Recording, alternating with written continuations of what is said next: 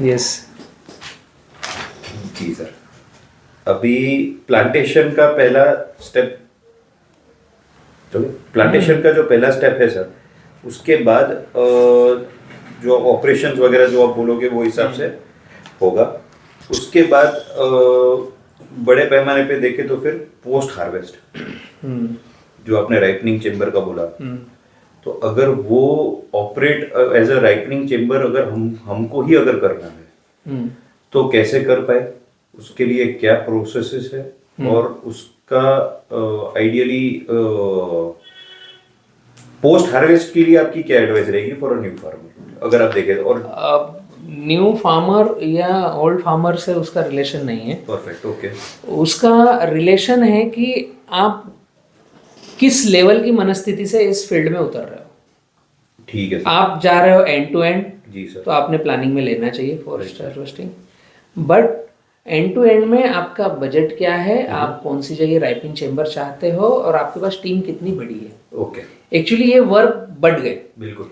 एक वर्क हो गया आपका फार्मिंग, राइट। सेकंड वर्क हो गया आपका बेस्ट क्वालिटी का माल बनाना और पैकिंग करना। Right sir. फार्मिंग एक हो गया, फ्रूट केयर दूसरा हो गया, बरोबर है सर। तीसरा हो गया उसका ट्रांसपोर्ट, बरोबर है सर। और चौथे पर आप पहुंचे हो राइपनिंग पर। और राइपनिंग के बाद पांचवा एक पॉइंट और आता है कि आपका खुद का ब्रांडिंग का ठेला है या आप ठेले वाले को दे रहे हो, कि ये बहुत बड़ा इशू है। वो एक अलग ही सेगमेंट हो गया, राइपन करना और बेचना और पैसे की वसूली करना। तो इसमें हमें हर जगह टीम अलग अलग लगेगी। Right sir. आप मैक्सिमम अगर वन मैन आर्मी हो तो आप फार्मिंग करके, आप फ्रूट केयर करके, उसको अच्छे से पैकेजिंग करके गाड़ी लोड करने तक आप उस दायरे में बहुत बेस्ट कर लोगे, और आप 10 से 100 एकड़ और 1000 एकड़ भी कर लोगे, आप वन मैन आर्मी हो तो। अब आपको गाड़ी में लोड करने के बाद फिर एक बंदा चाहिए ही चाहिए जो ट्रांसपोर्ट मैनेज करे। Right sir. क्योंकि सुबह फोन आएगा, शाम को फोन आएगा, कहाँ पहुंच गया, अभी जाम में फंसा हुआ है, गाड़ी अनलोड हो गई क्या।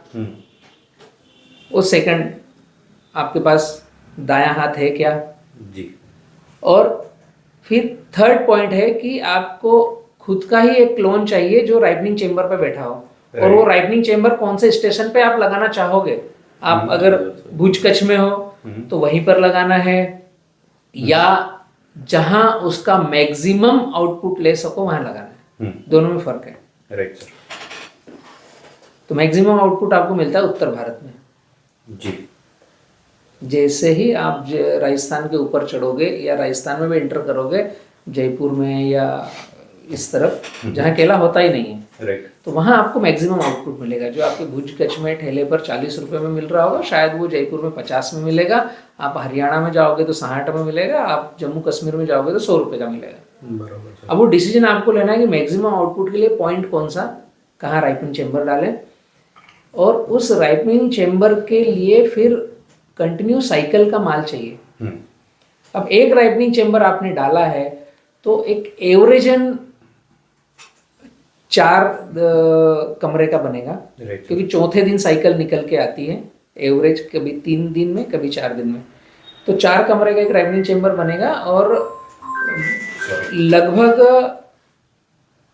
8 से 10 टन का एक कमरा रहना चाहिए, एक गाड़ी का लोड। तो कुल मिलाकर बात निकल के आती है कि क्या हमारे पास 10 टन पर डे का माल है। राइट।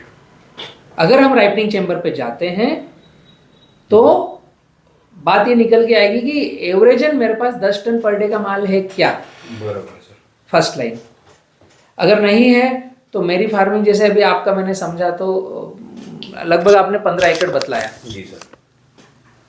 तो 15 एकड़ मतलब कि आपका एवरेज हम पकड़ के चलें तो 20 से 25 टन पर एकड़ का कतरन कटेगी, छटेगी, क्वालिटी ए ग्रेड का माल 20 टन निकलेगा आपके एकड़ का। 20 टन माल पर एकड़, तो 15 एकड़ का 15 एकड़ का 3 लाख किलो हो गए। हाँ, तो आपके पास तो 30 दिन का माल है।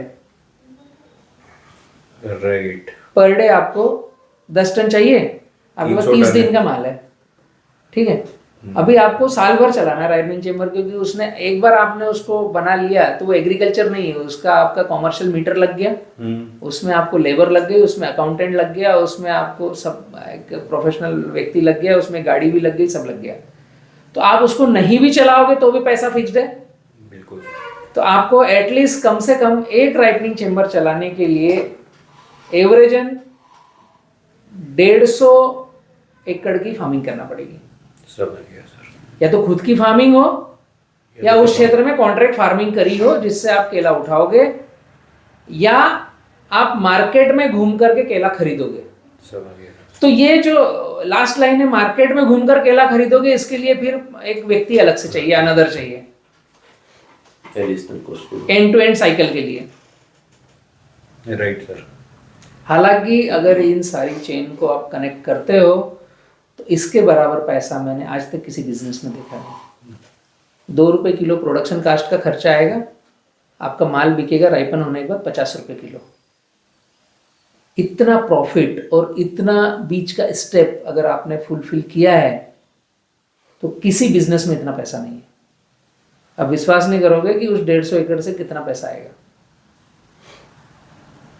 प्रोडक्शन कास्ट 2 रुपये किलो है, पैकेजिंग ट्रांसपोर्टेशन 3 रुपये किलो है, राइपनिंग 2 रुपये किलो है। राइपन होगा, उसमें सारे लेबर लग गए, सब कुछ हो गया, उसका बिजली बिल आ गया, उन कमरों का रेंट भी आ गया। कि कुंडली बॉर्डर पर अगर आप दिल्ली में जाओगे तो वो रेंट पर मिलता है, मेरा जो कुंडली बॉर्डर पे है वो रेंट पे है। तो 2 रुपये किलो पकाई का खर्चा है। तो ये सब खर्चे फिक्स है। प्रोडक्शन 2, पकाई 2, ट्रांसपोर्ट 3, 2, 2, 4 और 3, 7, मिसलेनियस 1 रुपया। 8 रुपये में आप होल साइकिल को रन कर दिए हो।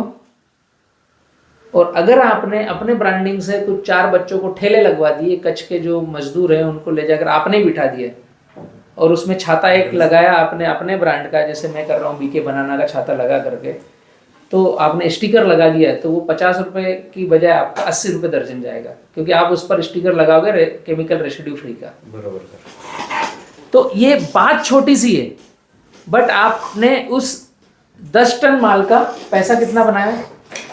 जब 50 रुपये किलो गया, आपकी मार्केटिंग में 1 रुपये किलो जाएगा, ठीक है, वो लड़के को आपने दिया, आपने कैनोपी लगाई, सब कुछ किया। एवरेज आपका 10 रुपये किलो आपका होल खर्चा आ गया, और आपने उसको क्वालिटी का माल बना करके दिल्ली के अच्छे चौराहे पर पोर्श एरिया में, जहां पर अच्छी मल्टीज है, केमिकल रेसिड्यू फ्री, आपने 80 रुपये किलो दिया तो बहुत मामूली आराम से खरीदेंगे। 20 टन 1 एकड़ का और 70 रुपये किलो का प्रॉफिट, 14 लाख रुपए एकड़ निकलता है। इतना पैसा नहीं है कहीं पर, और ये फैक्ट है, ये मैं कर रहा हूँ।